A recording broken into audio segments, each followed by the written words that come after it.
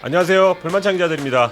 A매치 휴식기를 마치고 K리그1이 다시 기지개를 켭니다. 이번 주 금요일부터 16라운드가 펼쳐지는데요. K리그1을 기다렸던 팬들을 위해서인지 이번 라운드 빅매치가 아주 많습니다. 현대가 더비부터 슈퍼매치까지 풍성한 이야기거리로 가득한 16라운드 프리뷰 시작하도록 하겠습니다. 네, 첫 경기는 17일 오후 7시 김천 종합운동장에서 열리는 김천과 수원FC의 경기입니다.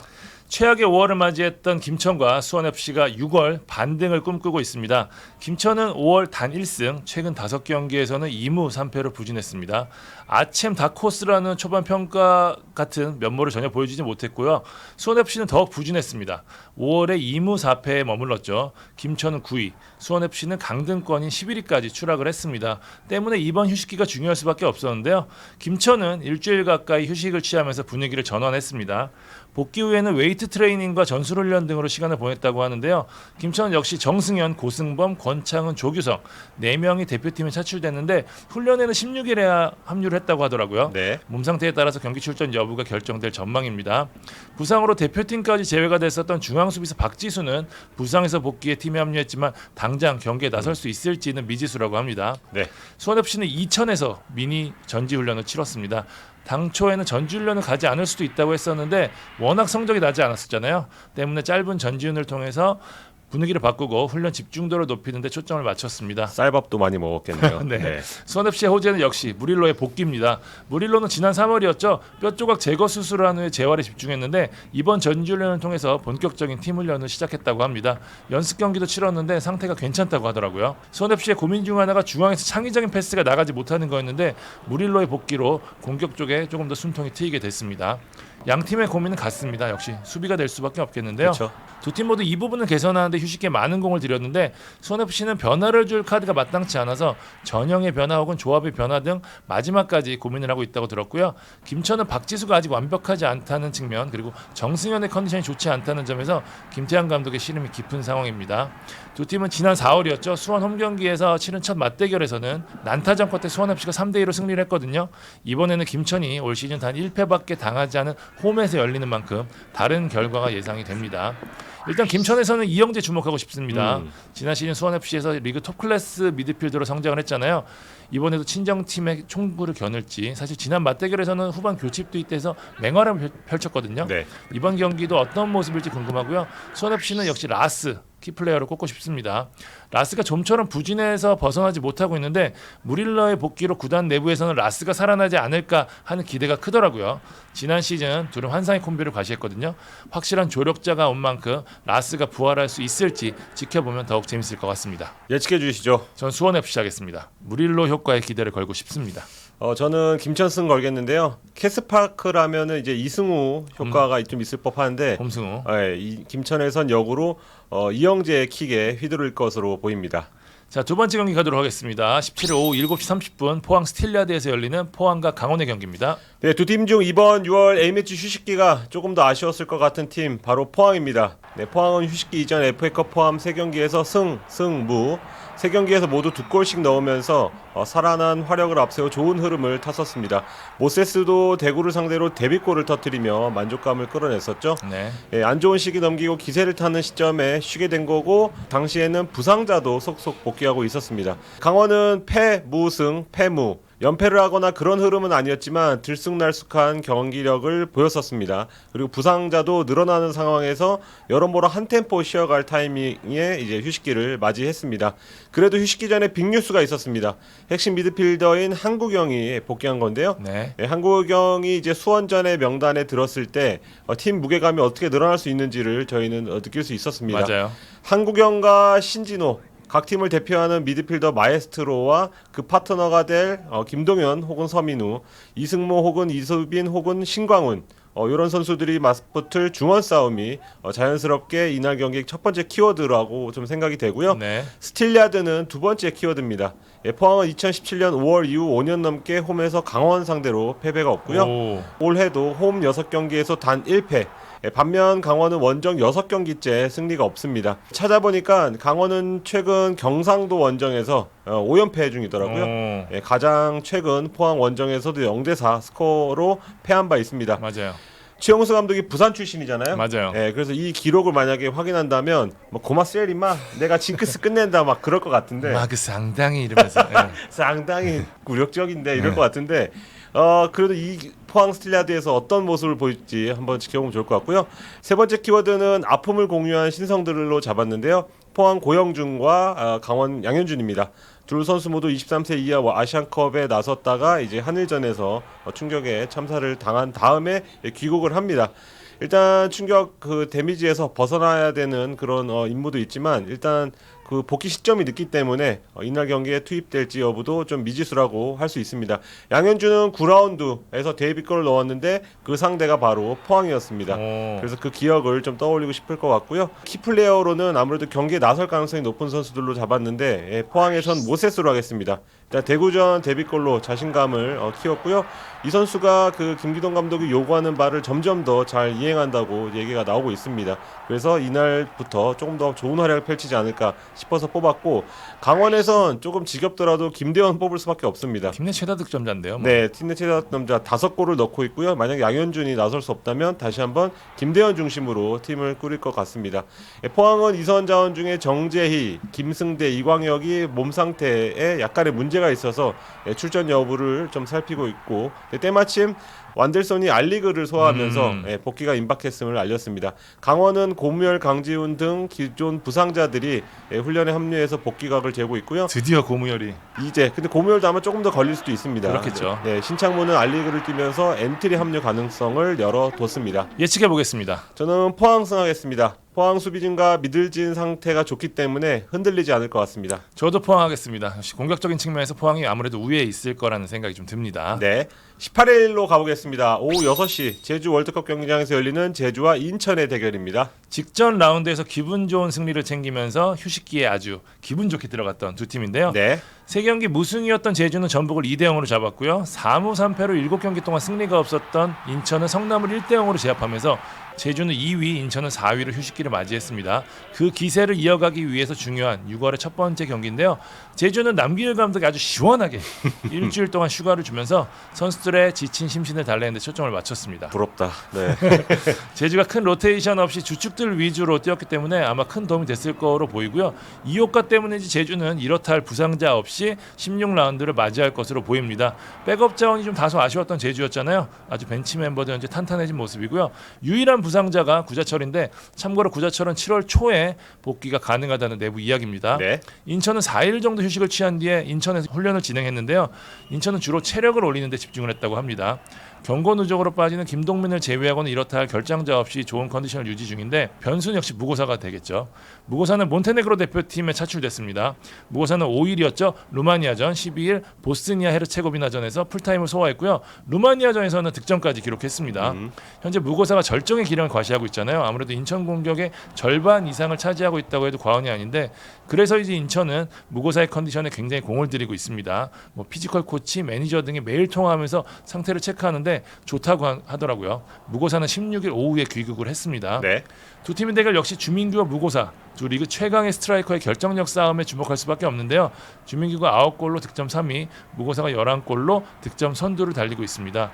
두 선수에 대한 이 두 팀의 의존도가 어느 정도냐면 주민규는 제주 득점의 50%, 무고사는 인천 득점의 무려 65%를 담당하고 있습니다. 네. 주민규는 전북과의 15라운드에서 멀티골 그리고 김천전 해틱트릭으로 5월 6경기에서 6골을 폭발시켰고요. 2회 연속 이달의 선수상을 수상했던 무고사는 5월 6경기에서 4골을 넣으면서 두 선수 모두 나란히 이달의 선수상 후보에 이름을 올렸거든요. 네. 두 선수의 맞대결 결과가 이번 경기의 성패를 결정할 것으로 보입니다. 지난 4월 열렸던 맞대결에서도 주민규가 2골, 무고사가 1골을 넣으면서 2대2 무승부로 끝이 났었거든요. 아마 그 기억하시는 분들 많을 것 같은데요. 덧붙여 양팀 어리진의 핵심이죠. 이창민과 이명주의 플레이메이킹 대결, 그리고 다재다능한 윙백이죠. 정우재와 민경현의 속도 대결, 그다음 수비수 김호규와 델브리치의 터프가이 대결도 한번 주목할 부분이고요. 제주를 누구보다 잘하는 조성환 감독이잖아요. 인천 부임후 인천 홈에서는 1무 2패로 좀 아쉬웠지만 오히려 제주 원정길에서 한 경기를 치렀는데 그 경기에서 1승, 그것도 내용이 4대1 대승이었습니다. 이번에 제주 홈에서 펼쳐지거든요. 어떤 결과가 나올지 재밌을 것 같고요. 제주가 좀 홈에서는 다소 약했고 인천이 원정에서는 강했던 것도 감안하시면 좋을 것 같습니다. 남길 감독이나 조성환 감독 모두 아주 동기부여에 능한 감독이잖아요. 네. 이번 경기 팽팽한 흐름이 될 공산이 커 보입니다. 이번 경기는 스카이 스포츠에서 생중계되니까요. 제주 못 가시는 분들 직관하시면 될 것 같습니다. 예측해 주시죠. 전 제주 하겠습니다. 이번에 홈이점을 좀 누리지 않을까라는 생각이 좀 듭니다. 저도 제주 하겠는데요. 인천 수비 쪽에 아무래도 문제가 있고 무고사 컨디션도 100%가 아닌 것 같습니다. 네 번째 경기는 18일 오후 7시 30분 탄천 종합운동장에서 열리는 성남과 대구의 경기입니다. 네, 기록부터 보겠습니다. 대구가 승점 18점으로 6위, 성남이 승점 9점으로 12위, 득점은 대구가 22골, 성남이 11골, 대구가 승리 횟수도 2배, 득점도 2배씩 앞서 있습니다. 이게 현재까지 양 팀의 차이라고 보면 되겠는데요. 최근 상대 전적에선 대구가 2012년 7월 이후에 성남과의 리그 맞대결에서 15경기째 패배가 없습니다. 네, 9승 6무를 차지하면서 우위를 점하고 있고요. 대구는 휴식기 전에도 흐름이 좋았습니다. 맞아요. 6경기 연속 무패를 달렸고요. 세징야의 화려한 복귀 속에 해당 6경기에서 12골, 경기당 2골을 몰아치는 막강 화력을 과시를 했습니다. 세징야 킥에 의한 김진혁, 정태욱, 홍정훈, 제카 등등의 헤더가 위력을 발휘했던 것을 기억하실 겁니다. 대구는 동계훈련 때도 이 브라질 출신 가마 감독의 강도 높은 훈련 때문에 선수들이 굉장히 힘들어했었는데 이번 휴식기 때도 훈련 강도가 높아서 휴식기 같지 않다는 말을 전해 들었습니다. 성남도 14라운드 서울 원정에서 시즌 두 번째 승리를 거머쥐며 분위기를 반전을 했었습니다. 전원 토종 선수로 선발 명단을 꾸려서 투쟁심과 어떤 압박으로 상대를 힘들게 하는 컨셉이 잘 먹혔고 맞아요. 2004년생 센터백이죠. 김지수의 든든한 활약으로 안정감을 더했습니다. 그런데 이제 FA컵 포항전과 리그 인천전에서 연패하면서 다소 찝찝한 상태로 휴식기를 맞이했던 것을 기억하실 겁니다. 성남의 이번 경기는 지방선거로 인해서 이제 구단주 성남시장이 되겠죠. 네. 구단주가 바뀐 뒤에 맞이한 첫 경기입니다. 정치적인 이슈를 떠나서 일단 성적 지금까지 부진했지만 앞으로는 발전한 가능성이 있다는 걸 새로운 구단주에게 보여줄 필요성을 느끼고 있습니다. 네. 이전 4경기와 컨셉은 크게 바꾸지 않을 것으로 보입니다. 일단 이종호, 구본철을 앞에서부터 내세워서 많이 띄워주면서 압박을 하게 하고 뒤쪽에선 권한규, 지난 경기에선 징계로 결정을 했는데 이 권한규가 복귀해서 수비를 지킬 것으로 좀 보여집니다. 대구도 워낙 많은 움직임을 가져가는 팀이잖아요. 그렇죠. 그래서 이 경기는 뭐 기술적보다는 어떤 체력적, 뭐 투쟁심이 승부를 가르는 중요한 요소가 되지 않을까 싶습니다. 대구는 23세 이하 아시안컵 다녀온 고재현, 이준용 출전 여부가 변수이긴 한데요. 이들의 출전과는 관계없이 기존 컨셉, 측면 윙백을 이용한 어떤 공격을 유지할 것으로 보여집니다. 세징야도 세징야지만 황재원 이 선수가 지난 포항전에 멀티돔을 올리면서 크로스 좋았죠. 네, 2개의 크로스로 새로운 가능성을 선물을 했습니다. 세트피스에서 또 측면에서 계속해서 문전을 향한 크로스로 성남 골문을 두드릴 전망입니다.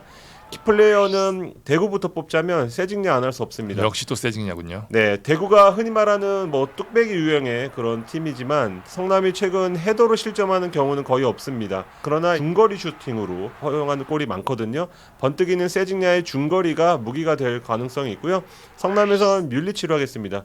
인천전도 돌아보면 뮬리치가 후반 39분에 투입돼갖고 3개의 유효슛을 때렸습니다.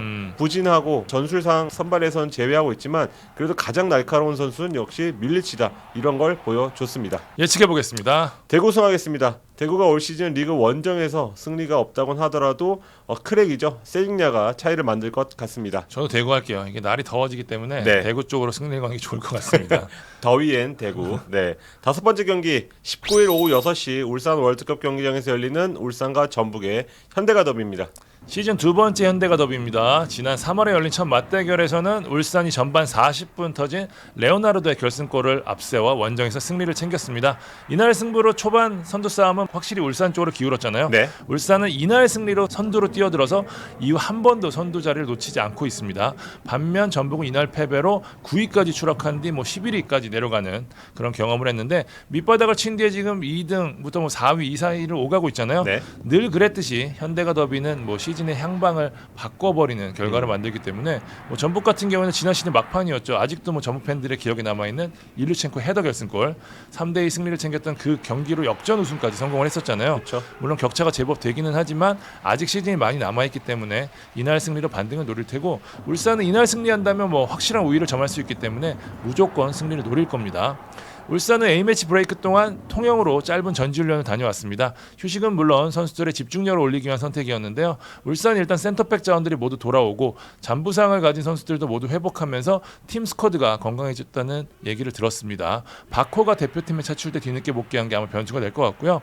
시즌 내내 컨디션 저하에 시달렸던 전북도 휴식기에 많은 공을 들였습니다. 휴식으로 분위기도 전환하고 비교적 강도 높은 훈련을 진행했다고 해요. 그러면서 체력을 올리는데 집중을 했습니다. 스쿼드 상태도 괜찮습니다. 김보경 정도를 제외하고는 모두 정상 훈련을 소화하고 있습니다. 양 팀의 고민은 역시 국대 선수들이 될 것 같습니다. 울산은 조현우, 김태환, 김영권, 엄원상 4명이, 전북은 그보다 많은 송범근, 이용, 김진수, 김문환, 백승호, 김진규, 송민규 총 7명이 대표팀에 차출이 됐습니다. 특히 전북 입장에서는 진짜 베스트 11의 절반 이상이 빠져나간 거기 때문에 훈련에 좀 아쉬움이 있었다고 하더라고요.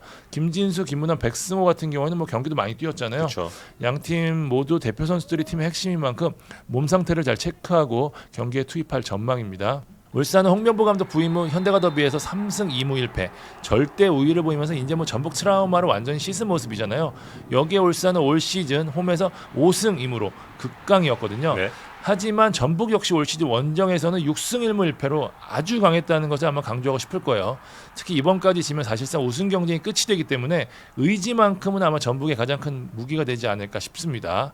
언제나 그랬던 것처럼 뭐 두 팀의 대결은 주목할 맞대결이 많은데 조현우와 송범근의 국대 골키퍼 맞대결, 양 팀의 캡틴이자 핵심 수비수 김영건과 홍정호의 절친 대결, 그리고 국대 풀백 김태환과 김진수의 투지 대결, 아마노와 김진규의 마법사 대결, 뭐 엄원상과 문서민의 스피드 대결, 뭐 브라질 출신의 레오나르도와 구스타보의 해결사 대결까지 너무 많네요.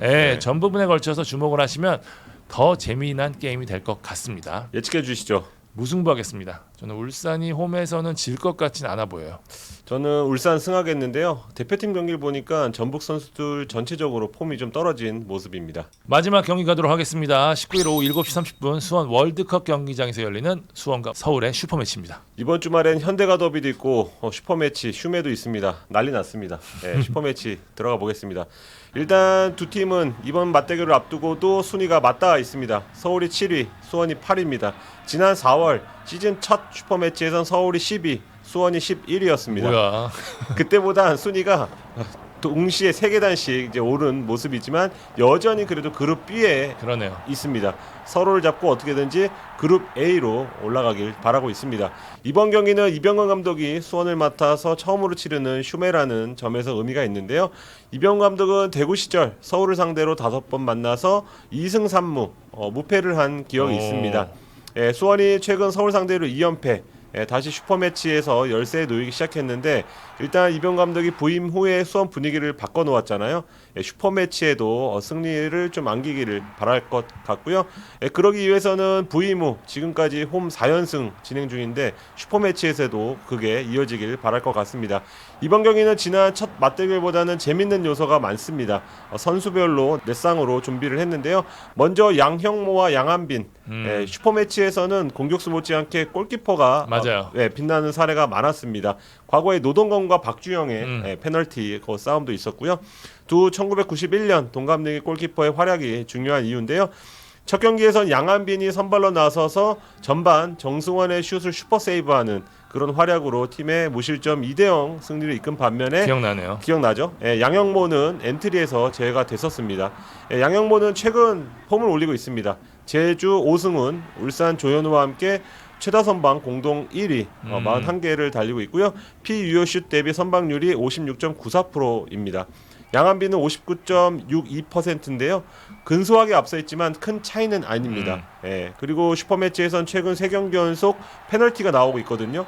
만약 이날 페널티가 나올 경우 어느 골키퍼가 빛날지 지켜보고 싶습니다. 중원에선 한석종과 기성용이 격돌할 예정입니다.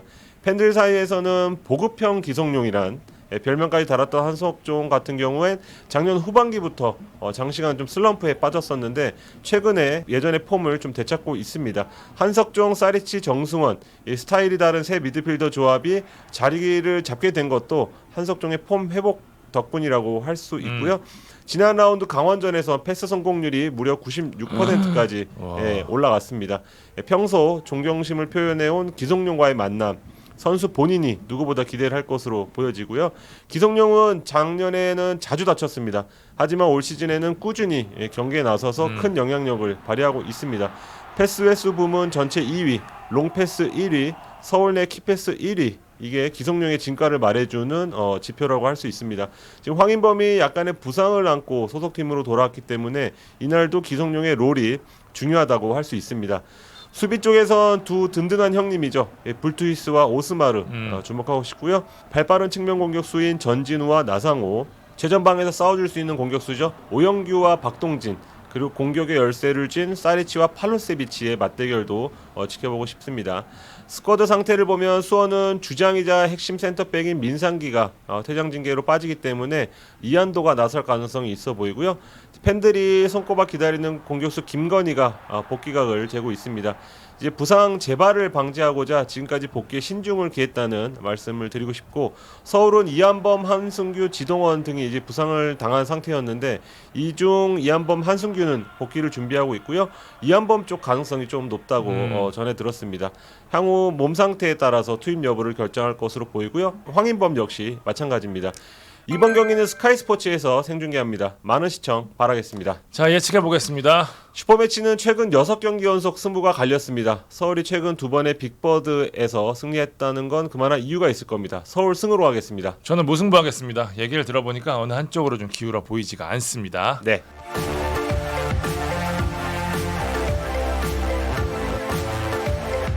자, 지금까지 16라운드 프리뷰 해봤습니다. 공지 한 가지 전해드리도록 할게요. 네. 제가 예전에 말씀드렸던 게토레이 H컵 풋살 대회가 18일 부산에서 드디어 첫 발을 뗍니다. 중등부 예선이 진행되는데요. 18일 오전 10시부터 오후 8시까지 HM 풋살파크 부산 북구점에서 진행이 됩니다. 네, 경기 방식은 5팀씩 4개 조가 조별리그를 진행한 후 16강을 추려 토너먼트로 치러집니다. 경기 시간은 조별리그부터 8강까지 게임당 10분이고요. 4강과 결승은 전후반 10분씩 진행됩니다.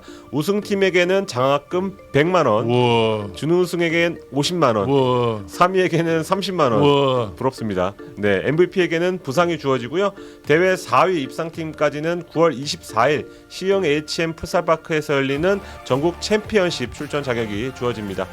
게토레이, 롯데칠성, IBK 투자증권, 국민체육진흥공단, 이거 라디오 하는 것 같다. 디오션 리조트, 가히, 나쏘, 신성 델타테크, 포천 인삼 영농조합이 후원하는 이번 대회에 많은 관심 부탁드리겠습니다. 김신영 라디오에서 그거보다 길었던 것 같은데 앞으로 좀 더 길어졌으면 하는 바람이 있습니다. 다시 한번 공지 한번 말씀드리고 그 이미지와 저희가 그 게시판에 띄워놓을 테니까요. 확인하시면 될 것 같습니다. 지금까지 볼만찬 기자들이었습니다. 감사합니다.